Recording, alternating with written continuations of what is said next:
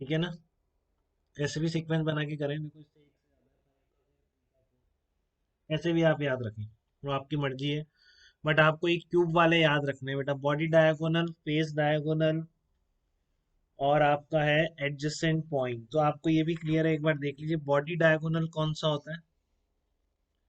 Cube का, जैसे ये क्यूब है तो अगर बॉडी डायगोनल मतलब ये और ये वाला पॉइंट, क्योंकि ये सरफेस तो ऊपर हो गई। क्लियर है सबको, बॉडी डायगोनल बताने की जरूरत नहीं है। एक ये पॉइंट है और ये वाला पॉइंट है लास्ट में, इनके बीच अगर इक्विवेलेंट रेजिस्टेंस आप निकालना चाहेंगे, ठीक है, तो वो आपका पहला केस हो जाएगा जो मैंने बताया आपको, बॉडी डायगोनल। उसके अबाउट कितना होता है, 5r/6। दूसरा मैं कह रहा हूँ फेस डायगोनल, तो फेस डायगोनल ये हो जाएगा आपका, ये फेस डायगोनल हो गया। ठीक है, तो फेस डायगोनल का कितना होता है, 3r/4। ये याद रखें बेटा, निकालना भी बहुत आसान है, ऐसा नहीं है, लेकिन इतना भी टाइम क्यों वेस्ट करें, जब कैपेसिटर भी आ जाए सेम तो सेम आंसर बन रहा है। ठीक है, और एक आपका एडजस्टेंट पॉइंट, एडजस्टेंट पॉइंट कौन सा है, ये वाले एडजस्टेंट पॉइंट मेन में डायरेक्टली मिल सकते हैं, बिल्कुल यही मेन का लेवल है बेटा, एकदम डायरेक्टली दे सकता है, बताओ कितने, सीधा सा आपका कितना टाइम बच गया। ठीक है, और तीन वैल्यूज हैं, कोई नहीं आता याद करने, बट ध्यान रखें, body diagonal, face diagonal, adjacent point, 5r/6, 3r/4, 7r/12। Capacitor में क्या हो जाएगा, जस्ट रिवर्स हो जाएगा इन्हीं का, 6c/5 हो जाएगा, सब जगह कैपेसिटर लगे हो 12, 4c/3 हो जाएगा, इधर 12c/7 हो जाएगा। तो बहुत आसान है, इसलिए कह रहा हूँ दोनों जगह फायदा हो जाएगा, कैपेसिटर आए जैसे वो आए आपका। ठीक है, अब निकालने का तरीका देख लो आप कैसे निकालेंगे, बॉडी डायगोनल हो अगर तो बॉडी डायगोनल में क्या करना है आपको, ये आपका बॉडी डायगोनल है, इस और इस पॉइंट के बीच आपको निकालना है इक्विवेलेंट रेजिस्टेंस। ठीक है, इस वाले और इस पॉइंट के बीच इक्विवेलेंट रेजिस्टेंस निकालना है। तो कहानी फिर से वही है, आपको सारी सिमेट्रीज पता है, तो आपको पता है कि इन तीन रास्तों में कोई डिफरेंस नहीं है। ठीक है ना, ये तीनों रास्ते बिल्कुल आइडेंटिकल हैं क्यूब की सिमेट्री की वजह से। तो अगर आप यहाँ पर एक्स बोल रहे हैं, यहाँ भी एक्स बोलेंगे, यहाँ भी एक्स बोलेंगे।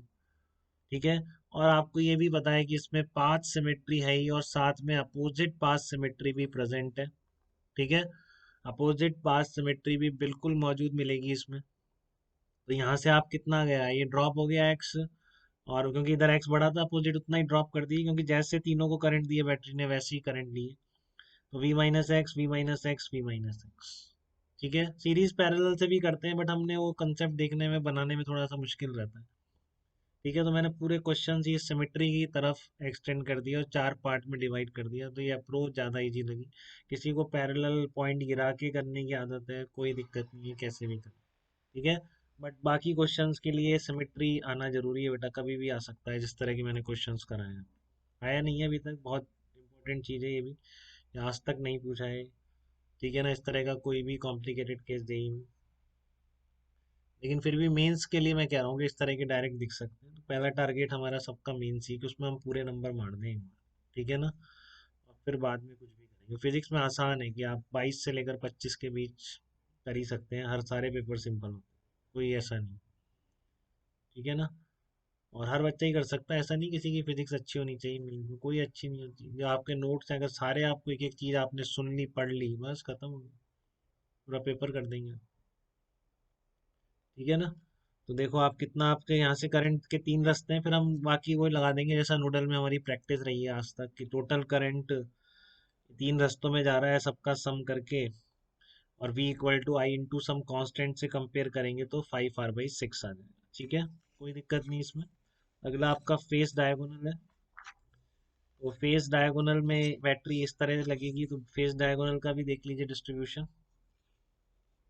ये फेस डायगोनल वाला केस है, ये आपने v/2 इधर है, ये v-x इस तरह से है क्यूब। तो कोई फेस पकड़ लीजिए, जैसे एक फेस का डायगोनल ले लिया मैंने, तो यहाँ बीच बैटरी लगा दी इनके बीच, फेस डायगोनल के बीच। ठीक है ना, फेस डायगोनल के बीच बैटरी लगा दी मैंने, तो v मान लिया, जीरो मान लिया, बेसिक टेक्निक अपनी वही, नोडल मेथड। ठीक है ना, तो हम करते गए वही, सबसे बेसिक नोडल है बेटा, इसलिए कह रहा हूँ कि बहुत ही आसानी होती है। अब ये देखो, ये पॉइंट की अप्रोच सेम है, मैंने भी बताया था आपको, इधर से जाओ चाहे इधर से जाओ, एकदम सेम अप्रोच है, कोई डिफरेंस नहीं है। ठीक है ना, इसी तरह इस पॉइंट का भी सेम है, तो आप डायरेक्टली अपोजिट पाथ सिमेट्री से आप यहाँ के पोटेंशियल कितने कर सकते हैं, v/2 कर सकते हैं। ठीक है ना, क्योंकि आपके इस पॉइंट के अप्रोच दोनों टर्मिनल से एकदम आइडेंटिकल है, दोनों टर्मिनल में कोई डिफरेंस नहीं है यहाँ तक पहुँचने में। सेम चीज यहाँ पर है, इससे आप वहां तक पहुंचो या इससे आप वहां तक पहुंचो वो भी सेम है।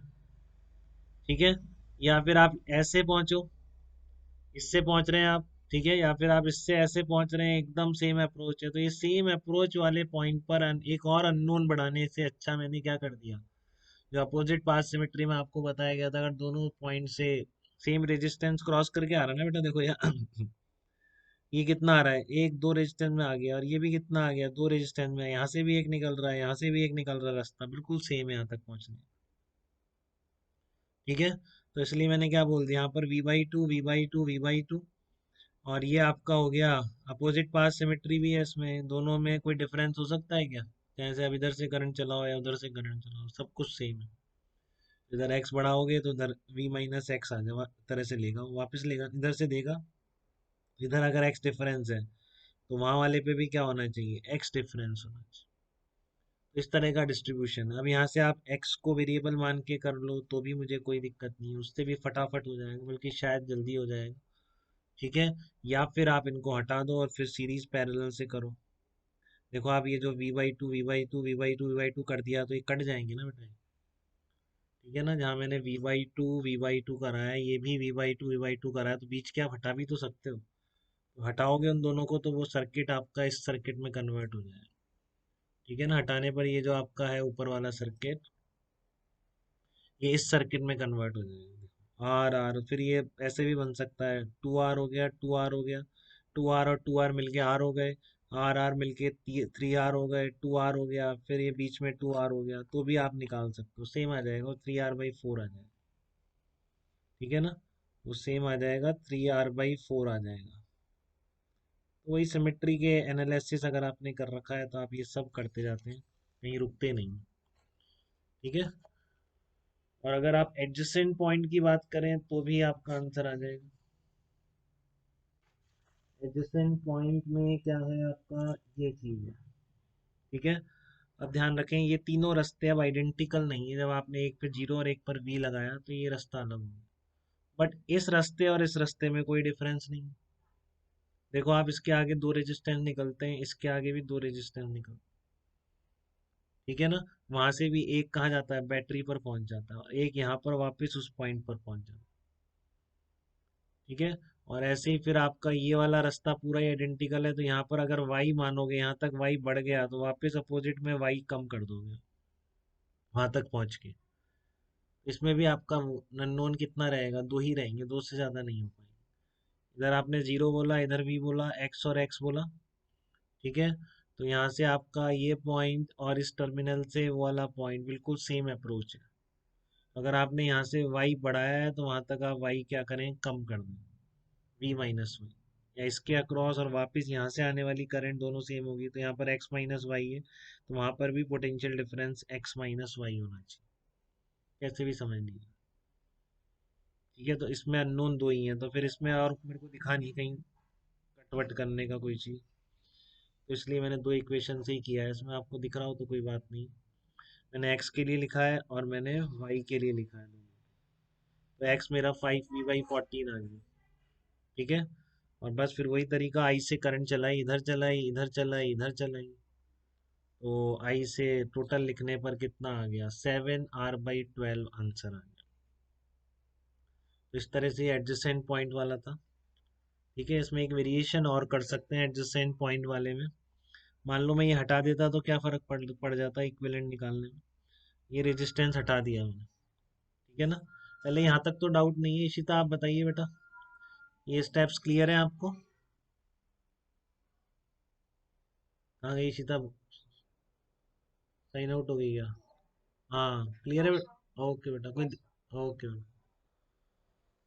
ठीक है ना, तो आपने वही अपनी path symmetry, opposite path, nodal method उनका यूज किया है। अब मैं कह रहा हूँ अगर ऐसा हो जाए, मान लो इससे आप हटा दो तो ज्यादा चेंज नहीं आता है बेटा इसमें। अगर मान लो resistance across A B, if A B is removed, आप ए बी को रिमूव कर दो, अगर इस वाले को रिमूव कर दो तो सर्किट ऐसा बन जाएगा। तो अब भी क्या दिक्कत आ गई, इसमें कुछ सिमेट्री विमेट्री में कुछ चेंजेस थोड़ी नहीं आए, वैसे ही तो करोगे आप, देखो, देख पा रहे हैं आप लोग? वही तो करोगे बेटा, ये आपने जीरो बोला, इसको वी बोल दिया, इधर एक्स बोला, तो इधर क्या बोल दिया, वी माइनस एक्स। यहाँ वाई बोला, इधर कितना कर दिया, वी माइनस वाई। इधर वैसे ही एक्स था तो ये भी कितना होगा, ये वाला एक्स था तो वी माइनस एक्स होगा इसमें। ठीक है। तो बिल्कुल वैसा ही है, सॉल्व किया, सब किया, बट इसमें आंसर अलग आएगा, ये नहीं आंसर सेम आ जाएगा, क्योंकि अब करंट केवल दो में डिस्ट्रीब्यूट हो रही है। बाकी एक्स और वाई की वैल्यू में कोई चेंज मुझे तो नहीं दिख रहा, आपको दिख रहा तो बताइए। सेम है बिल्कुल, जैसे हम सिमेट्री आर्गुमेंट थे, इसको हटा देने से कोई फर्क थोड़ी नहीं पड़ता। बट आंसर जरूर चेंज हो जाएगा, क्योंकि अब आप वी बैटरी से दो जगह करंट जा रही है, वहां तीसरी और जा रही थी बेटा, तो ये मत समझना कि ऐसे हटा देने से आंसर सेम आ जाएगा। ठीक है। आंसर तो आपका वही वो आंसर डिफरेंट आएगा, क्योंकि दो ही जगह जा रही है, एक्स बाई आर और एक्स बाई आर बस। ठीक है ना, तो वो आएगा आपका 5v/7r, तो यहाँ पर 7r/5 आ जाएगा, वहां पे 7r/12 आ रहा था। वहां पे इक्विवेलेंट रेजिस्टेंस कितना था, 7r/12, यहाँ पे कितना है, 7r/5। हाँ बताइए। v माइनस वाई, यहाँ से आप चलोगे तो यहाँ पर कितना आ रहा है, y आ रहा है, बताइए। हाँ, और दूसरा बिल्कुल उल्टा पाथ है। तो बिल्कुल वहां से घट के कितना हो जाएगा, वहां से उतना ही घटा दीजिए, माइनस। ठीक है, क्योंकि आप इस करंट को देखो, वही बात वही है, करंट देना और करंट लेना इन दोनों से आ रही है। तो ये वाली करंट और ये वाली करंट तो है ही इसमें, और एक ये वाली करंट, ठीक है ना, इन दोनों से फिर यहाँ से चलने वाली भी सेम होगी इसलिए। ठीक है, तो यहाँ पर अगर x माइनस वाई है तो इधर भी कितना होगा, x माइनस वाई। ठीक है। ओके, तो इनका एडवाइजेबल यही है कि आप तीनों को याद रखेंगे बिल्कुल। ठीक है ना। हाँ बताइए बेटा कुछ। नहीं, इसका नहीं पता, इसका पता नहीं बेटा, इसका पता नहीं चलता, आप निकाल के देख लेंगे, उनमें तो हो जाएगा तीनों। ठीक है ना। इनमें वो रख के देखना, वैसे मैं कह नहीं सकता अभी कुछ भी, इतनी मैथ तेज नहीं है मेरी। ठीक है। तो आप इसको थोड़ा सा निकाल के देख लें, तो आप बता देख लेंगे तो फिर आपको पता पड़ ही जाएगा, सेम है तो ठीक है, ऐसा आंसर भी याद रख सकते हैं, बहुत स्टैंडर्ड केस है, जेई एडवांस में आपको जिंदगी में कभी नहीं दिखेंगे ये केसेस, इसकी भी गारंटी है। बट जेई में नहीं, नहीं, वो तो पहले का था बेटा, इसका नहीं आएगा, इसका 7r/5 ही आएगा बेटा, क्योंकि आपका सब कुछ सेम है, वो करंट तीसरे में नहीं जाएगी। 7r/12 तो उसका था जब पूरा होता है। ठीक है ना। यहाँ से जो करंट चलाई है, दो जगह चलाई है आपने, तीसरा तो नहीं चला दिया, इधर हटा हुआ है रजिस्टर। हम्म। ठीक है। ओके, तो 7r/5 इसका आंसर आएगा। एक चीज और बता रहा हूँ बेटा, ध्यान से सुन ले। इसमें ये और ये सर्किट सेम है, आपने जो डायोस के लिए क्यूब के लिए याद कर लिए ना, ये क्यूब कई बार ऐसे बन के भी आ जाता है। देखो आप समझ पा रहे हो तो कुछ नहीं, इसको आप ऊपर उठाओगे तो बिल्कुल क्यूब ही तो बन जाएगा। तो सारे केसेस यहाँ पे वो वैलिड रहेंगे, वही एडजेसेंट पॉइंट, वही आपका फेस डायगोनल, वही आपका इन दोनों के बीच पूछ ले, इन दोनों के बीच, तो वो बॉडी डायगोनल। ठीक है। तो कई बार ये क्यूब आपका इस तरह भी बन के आ जाए तो आपको दिक्कत नहीं होनी चाहिए। ठीक है ना, ध्यान रखें, ये भी क्यूब ही है, और ये बहुत दिखता है पेपर्स, इधर उधर कोचिंग के पेपर्स में ये बहुत बना देते हैं।